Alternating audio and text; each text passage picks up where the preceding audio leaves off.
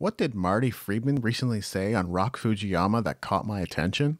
What's Wolf's philosophy on achieving success in the new music industry? All this and more on the latest iteration of the monthly 2022 edition of the New Music Industry Podcast.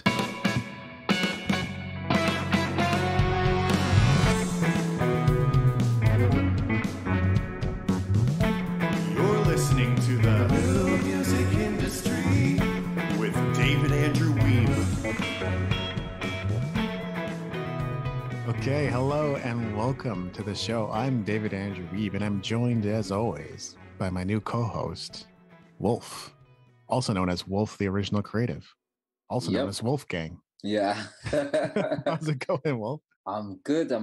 How are you? I'm doing great. You know, I always wondered, why is it the Original Creative? Yes, great question. I love it. So I call myself Wolf the Original Creative because firstly, I'm original. I'm creative. It's really that simple. And I just feel like nowadays there's a lot of people that lack originality. Well, not everyone, but there are a lot of people trying to be a copycat, like a sheep in a herd. I'm just like, yeah, I'm definitely not one of them. I'm more of a lone wolf. Yeah, it just works that way, doesn't it? But your name is Wolf and you're a lone wolf. Yep. Yeah. Don't get it twisted. It's the truth. So it just kind of works out. And I've always been creative, music and other creative mediums as well. So it just made perfect sense to me, Wolf the Original Creative. And I quite like that that's a bit of a mouthful as well, because everything is watered down or shortened. And it's true. Yeah. So I like it. Yeah, but you're like a smart guy. You're an ambitious guy. You're actually quite talented in digital advertising and that whole realm. So it's going to be exciting to see, what both of us can bring to this table, obviously, but I'm excited to hear what you're going to bring. So, but what's new in your world, Wolf? What's happening these days? Lots of things. Yeah, I know. Yeah, so I'll start with this. I run a company called Gaki Music that's based here in London, in the UK.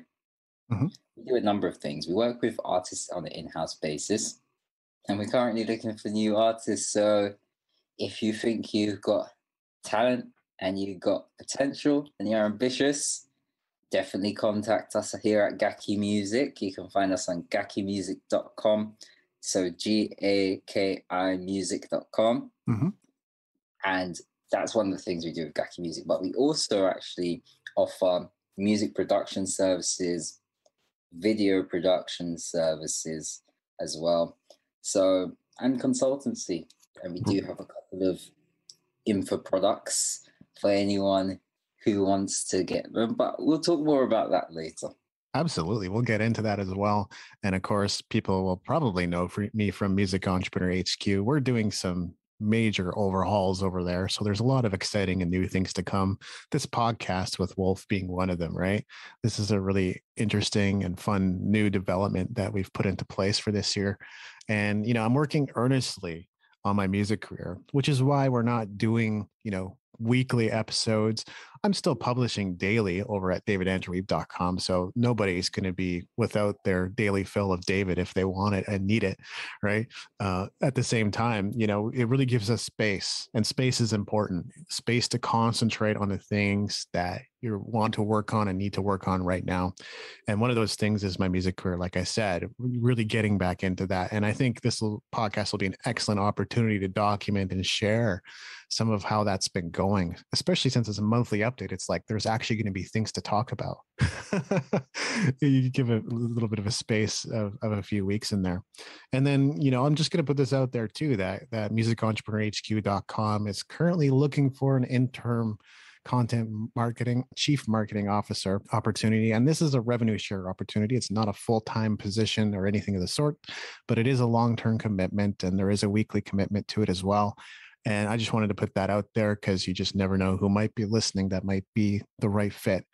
And that's what's new in my world. So I don't want to take up too much space or time with my rambling, but yeah, just like you, Wolf, lots going on over here. Awesome. So there's a few things we wanted to dive into today in terms of topics, and something that you brought up, or really a couple of things that you brought up, but maybe we'll start here, The secret is there is no secret. What does this mean for artists and us music entrepreneurs? It's very simple. And that's part of the biggest problem. It is actually extremely simple, but simple doesn't mean easy. So when I say the secret is there's no secret, it's literally that. Right. You have to put in what you need to put in to get out what you want to get out. So if you're putting in minimum effort, inconsistency, and lack of commitment, you're not going to get anything decent out of that. But if you're putting in a good amount of effort, you're constantly learning, improving upon what you've done, learning from your mistakes, you're going to get a lot more out of that. And also, it makes me laugh because I've seen this so many times. It blows my mind, right? With music, it's very simple. It takes time. Mm-hmm. And now when you say that people think, oh, it's going to take like 5 minutes because now everyone's Epicurean these days, right? It takes years. It takes decades. Yes, it can be done in a shorter period of time than that. That's true. But how sustainable is that? How much longevity does that have? Probably not very much. Something that most people that are listening, or if not all people that are listening, will find very familiar, the saying of one-hit wonder or overnight success, these sorts of things. People like that who you hear of and they're really, really hyped about for a really short period of time, and then they just disappear, almost like they disappear off the face of the earth. There's a good reason why that happens. It's because they've not done the fundamental things to guarantee a sustainable career. They try to do a shortcut or, hack the system or something, and then they appear, but they disappear just as quickly as they've appeared. That's not really what people want. And you have to work in a different way if you don't want to achieve that. So it's about laying the foundation. And there should be, well, in my opinion, there should be that kind of grit in the process, That should be where the character is built. Like it shouldn't be a slow process. Like it shouldn't be a fast process, sorry. It should take that time to really, really make sure that foundation is solid and set. So when you build upon it, it doesn't crumble. We're all familiar with building on sand versus building on a solid piece of ground. You want to make sure that foundation is set. And really and truly, that takes at least a few years, 2-3 years, just to even know yourself enough, that as you're growing and developing, you establish that basis to build upon, right? I worked at Sony, and there was an artist, a very, very well-known artist, who the label was developing for 2-3 years, right? He later went on to win a Brit Award and different things. But even with the backing of a major label, because Sony's the second biggest music company in the world at the time of recording this, right? It still took 2 to 3 years with the major budgets, with the expertise, with the resource, with all these things, right? So most independent artists don't even have that amount of resource and reach and team and expertise behind them. And they're expecting in what time frame? That's, to be honest, very delusional. So if you think it works like that, then you should, pack your musical suitcase and sit back down and just try something else, because you're really just fooling yourself and you're setting yourself up for disappointment if you think that trying to do the shortcuts and trying to hack the system is going to work. This is not like servers in the 90s. You can't just hack it and get on with your day. So yeah, you just have to put in the work. That's it. You put in the work, learn, know the right people, meet the right people, keep on doing the right thing for a sustained period of time, and it'll work for you. That's it. Like, obviously there's more detail to it, but that is fundamentally it. And there's no secret there. The thing that occurred to me, and it sounds like I'm going to go off the rails, but trust me, I will bring it back, is Napoleon Hill's Think and Grow Rich, right? Everybody knows that in the introduction, he talks about a secret. And if you get this secret, you'll be astounded by its simplicity and effectiveness. Those weren't the exact words, but you know what I'm saying. And so everybody always reads the book thinking they got the secret, they know the secret. And if you Google it, it's like everybody's answer is a little different. Some people actually do say the secret is there is no secret. My contention is still that that was actually removed from the book, just so that the general public would never have access to this brilliant secret that Napoleon Hill discovered. But even so, as applied to what you're saying there, what are artists pursuing, right? They're looking for the latest Spotify exploit. And I still wonder, right? Like I kind of bristle at it a little bit because I'm like, it's Spotify and you're going to get 0.003 cents per stream or whatever it is. And so even if you do manage to, boost your monthly listens or do kind of a short-term burst, is it going to last? And how much is that really going to add up to in the grand scheme of things? If like 1 month you make 3,000 and the next month, which actually takes a ton of streams, by the way, and then the next month you're down to, $100 again. So these Spotify algorithm exploits, I feel like there's better things you could be doing with your time and your energy. And that's another big thing, right? Like you said, you want to go out there, you want to shake hands, you want to make connections, you want to build your network, you want to play shows, you want to get on the radio, not just like get on a playlist, right? That's not the beginning and the end of a music career these days. So yeah, I don't think it's reasonable to have any expectation that you're just gonna blow up in a moment, and even if you do, it might not last, right? And patience, that word that most people have forgotten, patience. We're not talking about the Take That song, we're talking about the actual word patience, right? Yeah. There's just a gross lack of patience. There just really is everywhere. Yeah. And it really goes hand in hand with the next thing that you mentioned, which is the shortcut to success is the long road. So these two things kind of go together in your world, right? Like they're interlinked as a philosophy. The shortcut to success is the long road.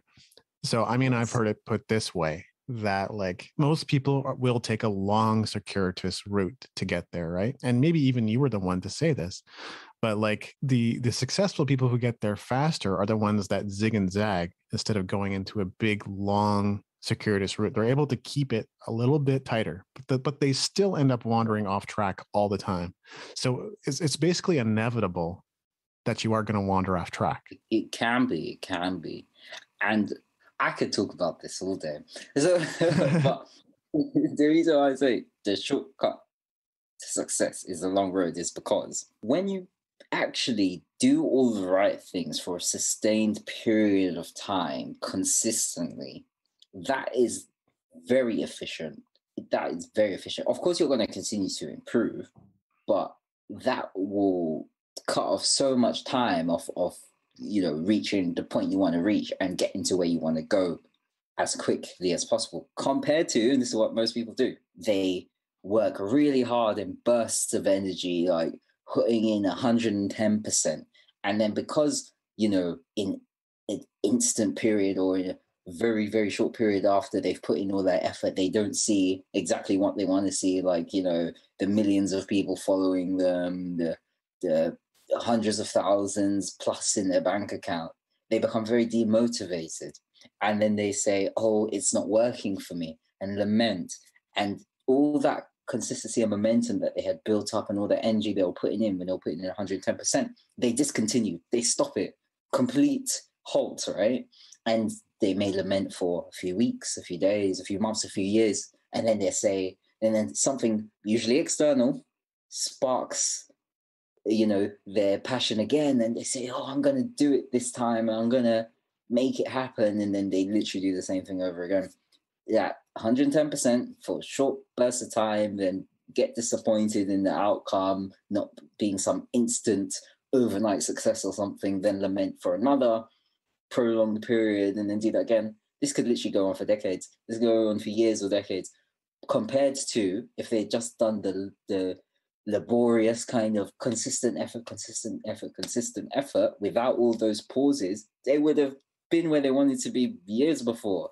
That's why I say it really is, like, the shortcut really is the long road, because no one wants to slog it out for all that time consistently seeing almost no fruits of their labor. It's very, very demotivating.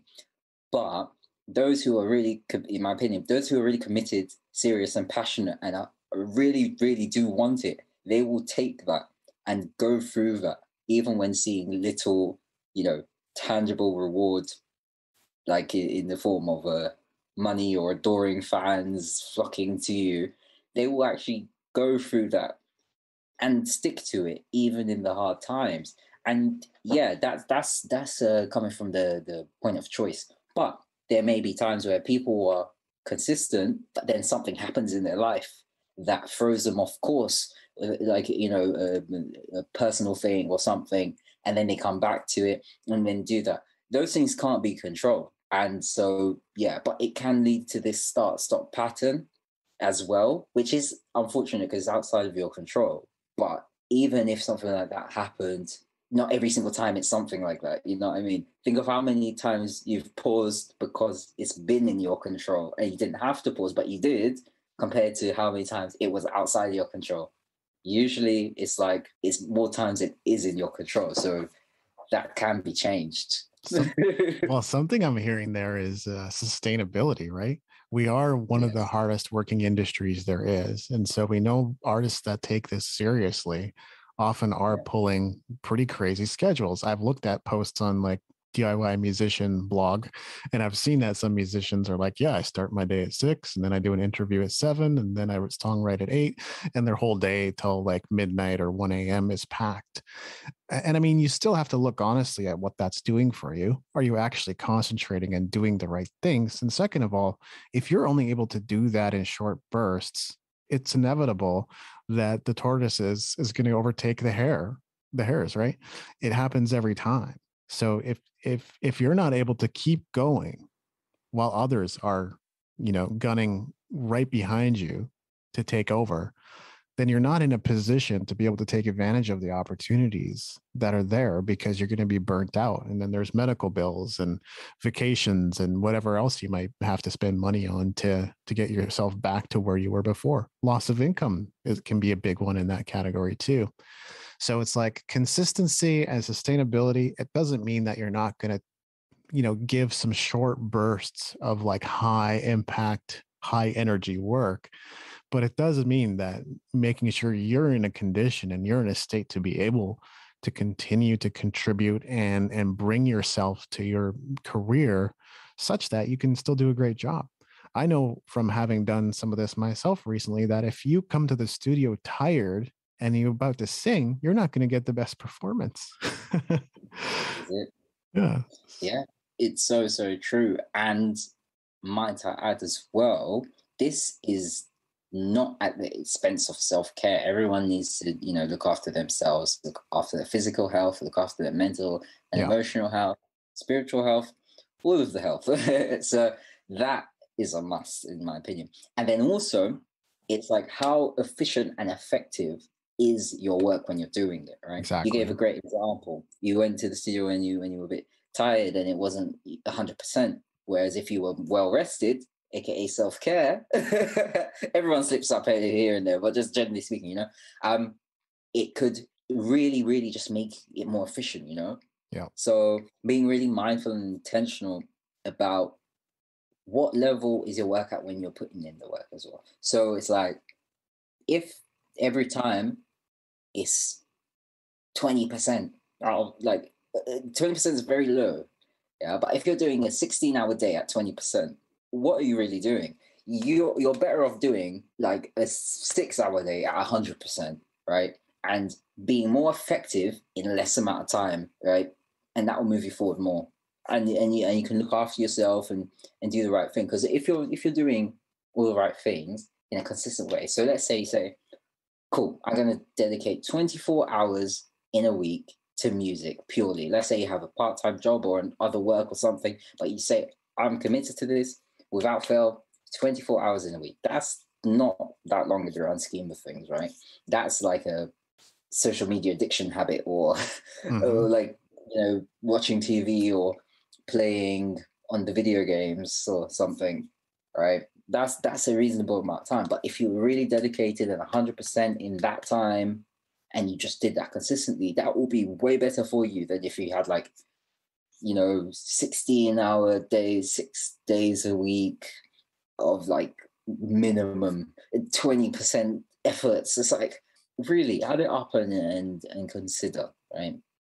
Maybe it's worth looking at putting in less time, but more effective time of the time you do put in, because that could actually really, really help, and then build that back up.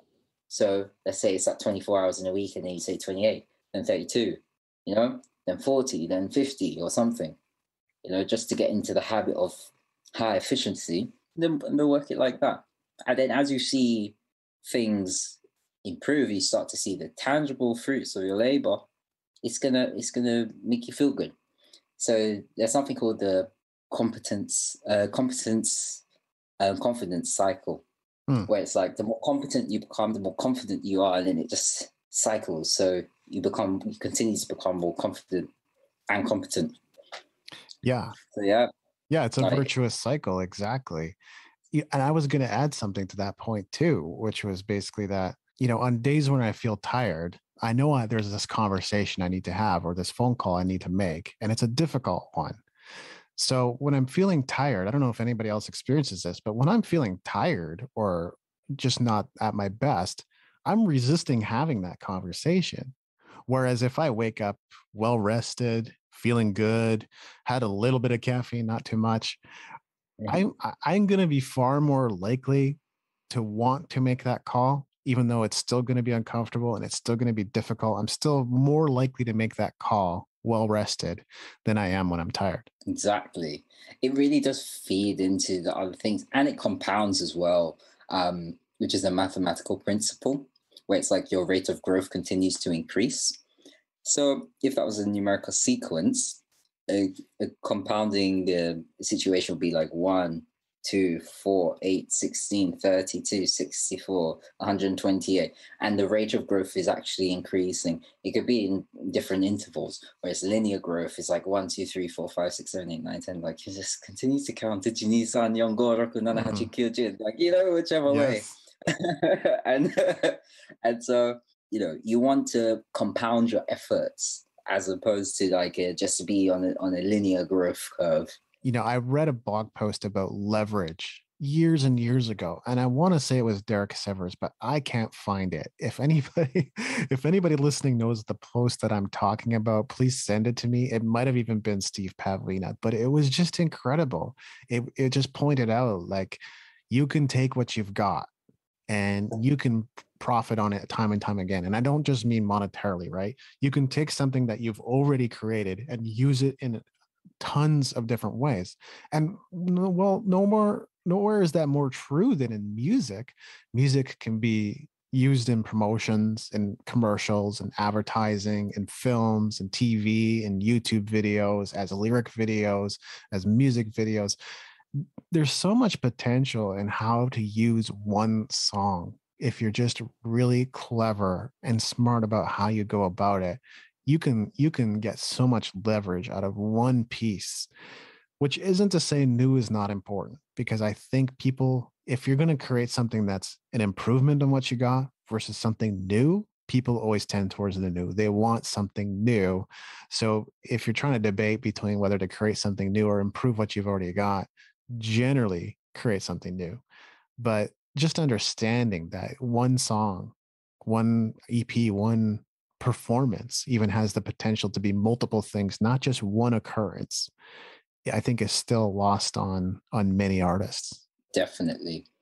And to be honest, put that down to mindset in a really big way. And that may just sound a bit like, oh no. It is. Both you and I, we're very much into personal development, reading personal development books, business books, and this sort of thing. And something that I've seen is that there's not really much in the way of personal development in the music industry. It's not really spoken about so much within this niche. In other niches, you hear about it all the time, like marketing. You hear Gary Vee talking about that. Property, you hear Grant Cardone talking about that. You hear different influences in different spaces. And yeah, there are a few people coming up here and there in the music industry talking about personal development a little bit more, but it's not really something that's spoken about too much.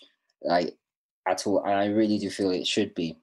And one of the things in personal development, a principle that's spoken about a lot, is, to be honest, some of the stuff that we've mentioned, and just putting in the work, being efficient, working on your craft, constant improvement, constant learning and growth, like personal growth, reading, feeding your mind.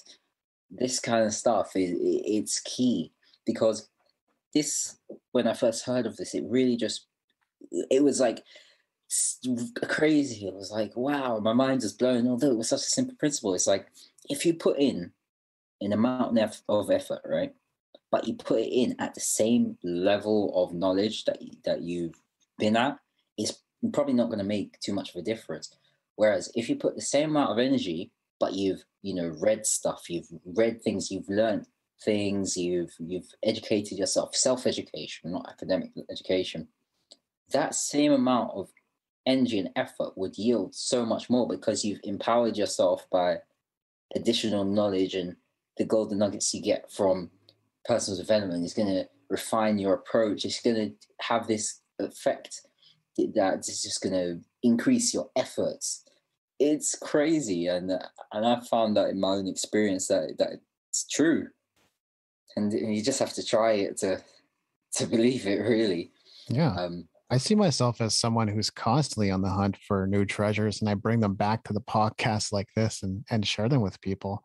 But sometimes I just wonder, like, am I way early to the curve to this thing? Because I feel like I was talking about music and personal development as early as 2007, and I could be mistaken. It might have been 2009, but that's just a 2-year difference, right? So I've been on it for a little over 10 years already, sharing about what I was discovering and why personal development matters. And, look, it's not about just having a positive attitude, and it's not just about working long, hard hours. You're going to come away with that impression if you kind of read the wrong books. Even I was sort of in that delusion of, oh, I just need to have a positive attitude and work long, hard hours. And that's not the way it works. I think, but mindset is really, you said it well. It's really summarized in that statement, in that word. Really, it's mindset. How do we look at things? How do we think about things? You're in the right mindset if you're planning for worst case scenarios. You're in the wrong mindset if you think everything you do is going to be great because you have a great attitude. You know what I mean? Yeah, like it's literally that kind of thing. And yes, things that are bad, they happen. Yes. And yes, thinking everything's going to be great is unrealistic and can be quite delusional as well. But I feel like the best of both worlds is somewhere between that. Knowing that things aren't going to always go to plan, but hoping for the best. But what really glues it together in such an effective way is going on, So Churchill said it very well. He said, I'm gonna probably butcher this, but he basically said, you get to success when you go from failure to failure without lacking enthusiasm. Great enthusiasm. So that kind of embodies it all, saying like, we know bad things are gonna happen. We're gonna keep on trying. We hope for the best, but we're gonna keep on going with a smile on our face so we can be enthusiastic. So I truly believe that that's really where it's at. But like, when knowing and not necessarily like planning for the worst, but like knowing that it won't be good, but having a way to tackle it when it comes up is way better than thinking everything's going to always be rosy. Mm-hmm. Because approaching things in that way, and trust me, I've done that, it is way more painful when things don't go to plan and they aren't so rosy, because it's shocking as well. You're like, but how can't it be always pleasant all the time, right? That may sound like super crazy and completely naive, but I've literally been there. I was the optimist. You see, when they say rose-colored glasses, that was me. Rose-colored like contact lenses glued onto my eyeballs forever. It was more like that than just the glasses. So trust me, I've been there. But it's good to really just not expect the worst, but know it's not going to be perfect all the time, but be prepared for when it's not, and keep on going, whether it's, a positive outcome or a negative outcome, or just keep on going regardless. It's like, if you want to go we have Tesco, you lot have like different things like Walmart or whatever, wherever, what part of the world you're in. If you're going to your shop, you know, and you want to go get a bottle of milk from the cow or from the oat, yeah, you, Yeah. whether it's raining or sunny or snowing, you're going to go get it because you've decided to go and get it. So really the external environment shouldn't affect the outcome of your action. Do you know what I mean? Like whether it's sold out in the shop or not, you've still done your part. You've taken the action to go get it, whether it's been sunny or snowing or raining or whatever. And it really just should be like that in your journey, in your musical journey. You take the action, whether the shop is fully stocked or not, whether it's raining or sunny. that's really it. Well, to your point, yeah, John Maxwell basically said, fail forward, never fail backwards, always fail forward. Yeah. Werner Erhard, he says, all accomplishment is a function of resolved breakdowns. So breakdowns that have been resolved create accomplishment. That's very deep. Yeah. That's cool as well. I like it. The Unstarving Musician podcast, hosted by Robunzo, features interviews with independent music artists who share their experience and expertise on recording, touring, getting gigs, the creative process, marketing, and more. It's a podcast intended to help independent music artists better understand the marketing, business, and creative processes that empower us to do more of what we love, make music. Find it at unstarvingmusician.com and wherever you get your favorite audio. But you offered a good segue here because you talked about mindset, and so I might as well take it. I was watching ROCK FUJIYAMA recently, and so for people who don't know, this is a Japanese program and now YouTube channel, essentially. I'm really happy that they revived it as a YouTube show because I loved the original series where they had, Kerry King and Dragon Force and other people on there, but the main guy on there, not the host, but the star of the show was Marty Friedman of Megadeth. And for people who followed him, they know that he fell in love with Japanese culture and Japanese music. He loved how free it was. That he loved how genres didn't have such hard dividing lines like they tend to do in North America, where you're either pop or you're rock or you're folk or you're in Japan you can mix things together. And it can be a really beautiful fusion of different things. So this TV show is effectively tailor-made for him. In a recent episode on the YouTube channel, and bear in mind, this is in Japanese, but he basically made the statement that all successful rock musicians, or practically all successful rock musicians, are business minded or have a business mindset. I think that's super validating for what we're doing. But what are your thoughts on this, Wolf? I wouldn't disagree, to be honest. Like, I'd say, and I really like rock music. I'm a big fan of rock music. I've liked it since I was young and growing up. It's very solid. Funnily enough, it's called rock. But a beautiful thing about it is I feel like it's held some of the best parts of the traditional music industry, and I think it's kept to its roots in a way that, I don't know, it just really embodies successful business practice. Do you know what I mean? Like, even now, at the time of this podcast being recorded, we're in 2022. Like, rock music, aside from global circumstances, can still sell tickets to events. Yeah. It can still sell merch to customers. It can still sell CDs, and physical music formats. It can still do a lot of that stuff, right? And you could probably walk down the road and see someone with like a rock t-shirt on just on any given day, right? How many other genres of music can you say that for? None. Pretty much. Well, not none, but less so in other genres. And I really do feel that there's been like a just great business practice in the field of rock just for a very, very long time, for as long as I can remember.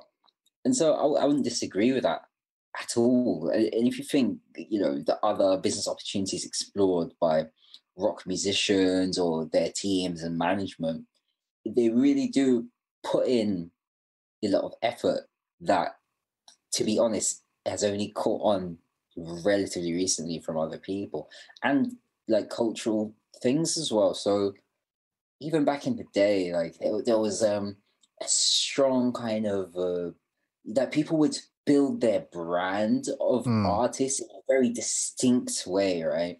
And that was very prominent in rock from the jump, right? From the jump, it's like we're not just building up the music, we're building up the brand, we're building up the person behind it. And that started to spill into other genres and spaces. Like back in the day, it would be, you know, the tattoos and the lifestyle and the jewelry and the flashy stuff, and then other kind of niches started to pick up on that, like, you know, hip hop and trap and all these other things started to take from rock and metal and just take these things from there, and you know, the heavy guitar sounds, like even, you know, pop started to take from there and take from there, and it really just was pioneering. Like a lot of the kind of early rock stuff paved the way for a lot of the modern pop stuff, yeah. to be honest. If we're very honest with ourselves, like if you listen to some of the early noughties pop, there's lots of rock influence in there, right? Because it's sold, you know? Lots of artists that were influenced by the rock space, like even people like Lil Wayne. I say he's one of the biggest people outside of the rock genre influenced by the rock genre in modern times. Yeah. Like lots. They really did pave the way for like good, good business practice. So I'd say, yeah, Yeah. definitely rock musicians are business minded. You make a solid point too. Like rock may not be in vogue right now, but sort of like what we mentioned earlier about the tortoise and the hare. If pop so much as rested on its laurels and lost momentum, rock would be the tortoise that would take it right over, I think, because it's very well positioned to be able to do that. You know, rock didn't stop because pop became top 40 and is dominating the top 40. Not at all. Look at Frontiers Records and what they're up to. I think it's Frontiers SLR. You know, they've been bringing all kinds of artists back. They've represented Harum Scarum and Def Leppard and they Rick Springfield, and they managed to create a reunion with Dan Reed Network. So rock is there. It's alive and well. Look at Rock Legends Cruise, right? People love this stuff. They will go out there and support their favorite artists, and Yeah. you know, even bands that didn't originally have a chance back in like the 80s or 90s for whatever reason, bands like King's X are now known and appreciated by way more people because of this Rock Legends cruise and other events like that, which is really amazing to see. And I think it's very gratifying for those bands as well to, you know, they're getting into their 60s, 70s at this point, but even where they are right now, I'm sure it's gratifying to know that like they have a fan base that appreciates them. And like one of the key figures in music business is Gene Simmons, right? And I think the impression is that he's the only one that's like that. But that's just because he's always cutting new deals and always looking for deals to create in his life. It's not because other artists aren't equally business minded. It's because Gene Simmons is he does it in the most overt sort of way. And by the way, if you're a music entrepreneur, I'm making a kind of a bold statement. If you haven't read Gene Simmons' Sex, Money, Kiss yet, you have to. You just have to. And I'm not here to sell that book or anything. I just think if you're a music entrepreneur, that is required reading. And you know, you'll have to separate the wheat from the chaff, take the good with the bad. You're not going to agree with everything he says, period. Especially if you're sensitive in any way to gender roles and things like that. But we all know that about Gene Simmons already, so it's not going to come as a shock. Let me just put it that way. It's a great book, and I think it's one of those required reads for music entrepreneurs. You're not going to sell it, but sell. Shouldn't hurt to sell. So No. if you're not going to sell it, I'll sell it on your behalf. Oh, Buy thank you. it. Link below. It'll Check be it out. we're going to put it in the show notes no matter what, right? That's what it looks like to add value to our Yeah, audience. So it's going yeah, there. It'll be there. yeah. uh, Yeah. but that's what I wanted to say about that. Is there anything you like to add? No, No. no. The other thing we've been keeping an eye on that's kind of interesting is the fastest growing industries in the US for 2022. And it's so funny to watch this, right? What's been happening is there's been a huge rise. Like the top 10 is like movie theaters, concert and event promotions. So that's number 2. International airlines, travel insurance, travel industry agencies, airports, water parks, hotels, and then musical groups and artists in number 10. So I don't think this is necessarily indicative of like, oh, these are happy times to be an artist. I think what it is, we're sort of slowly trying to navigate our way out of lockdown.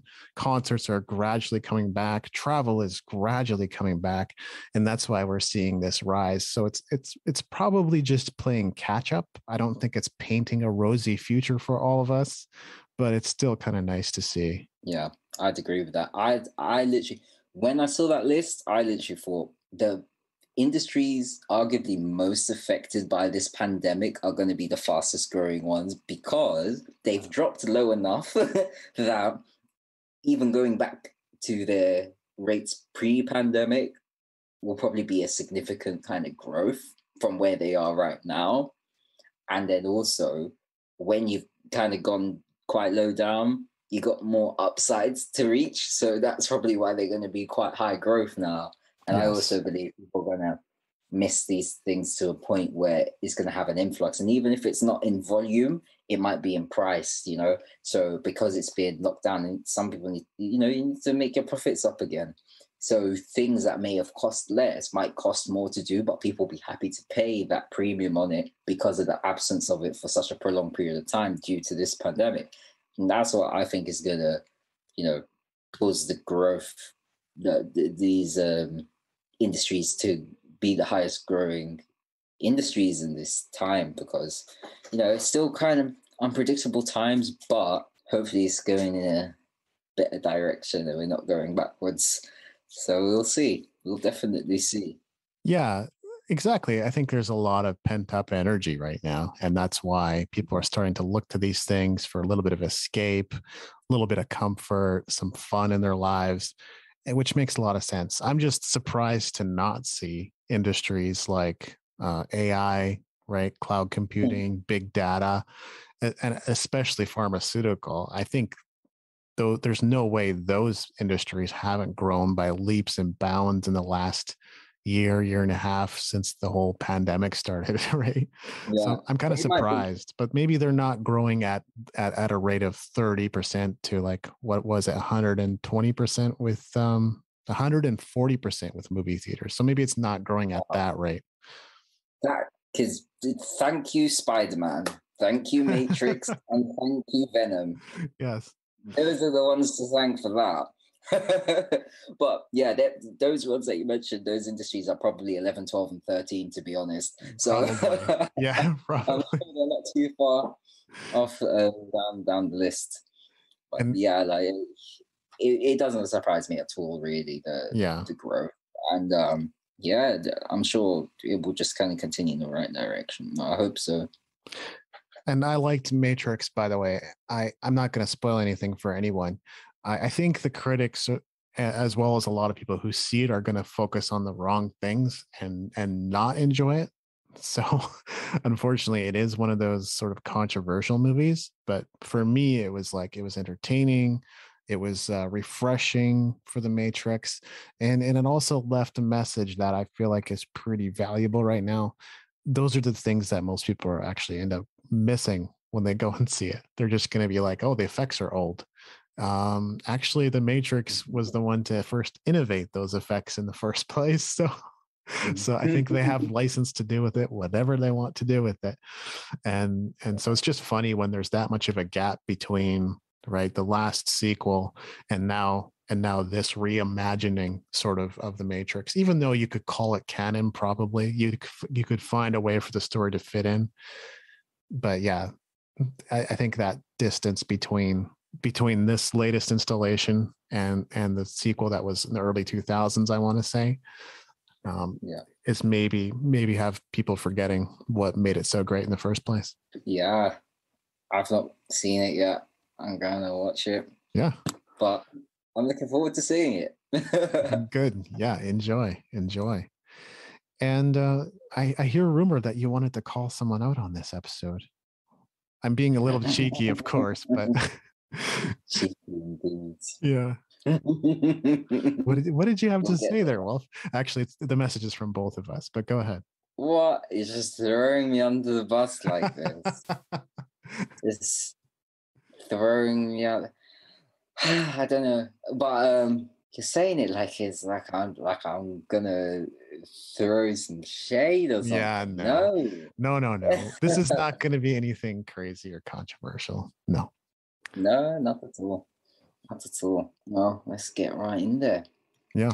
There's like I mentioned earlier, in the kind of music entrepreneurship space, there aren't many people in it. There's a few notable names, including, Rick Barker, Adam Ivy. Yes.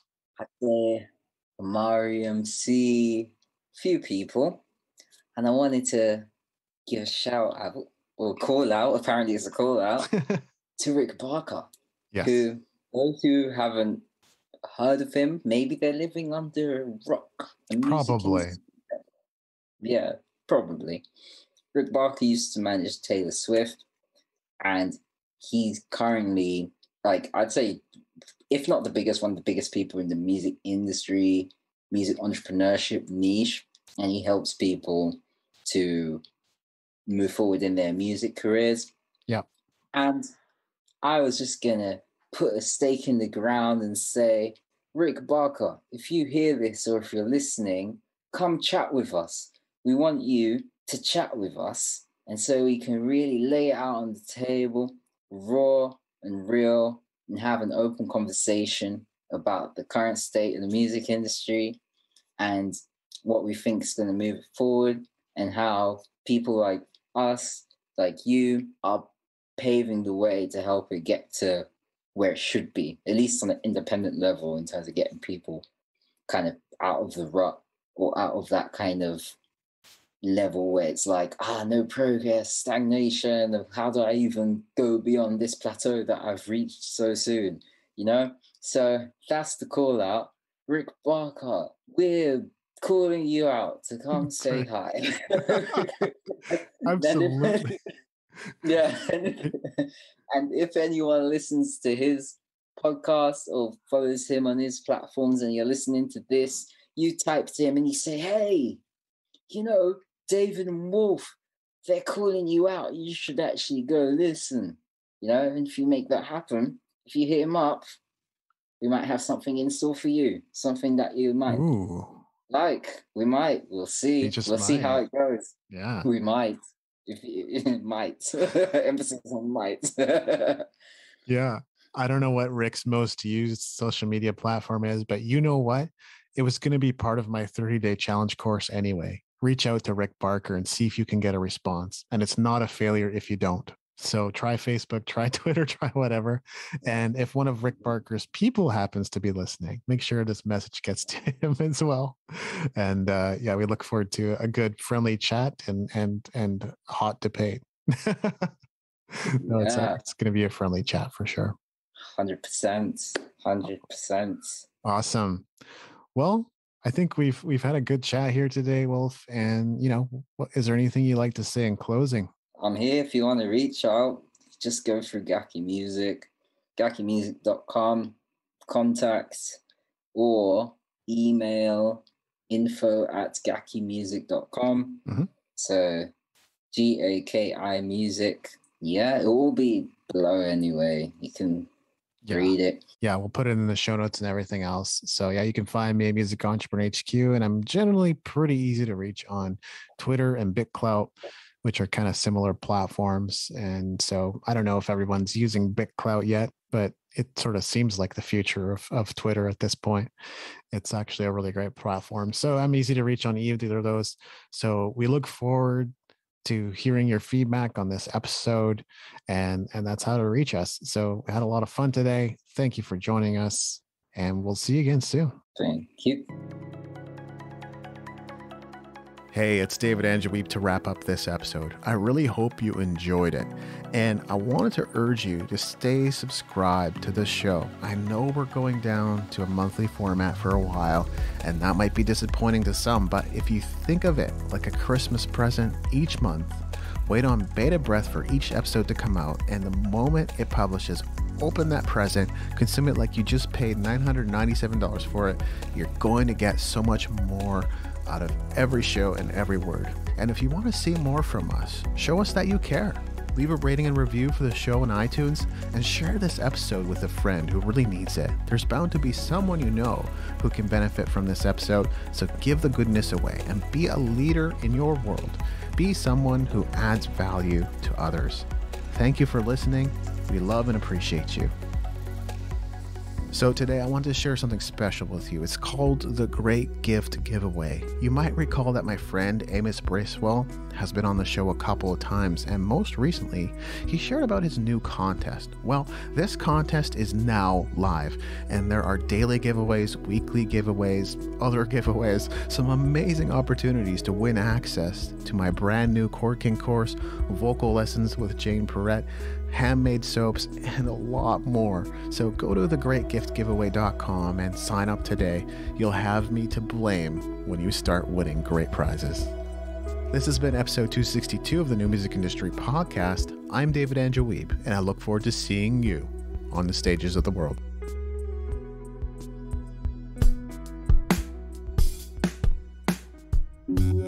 Thanks for listening. The opening theme, closing theme, and closing segment ambient music was created by Brian Bob Young. If other music was used in this episode, it's credited in the show notes at musicentrepreneur.hq.com. Please leave us a rating and review in iTunes to help us spread the word about the show.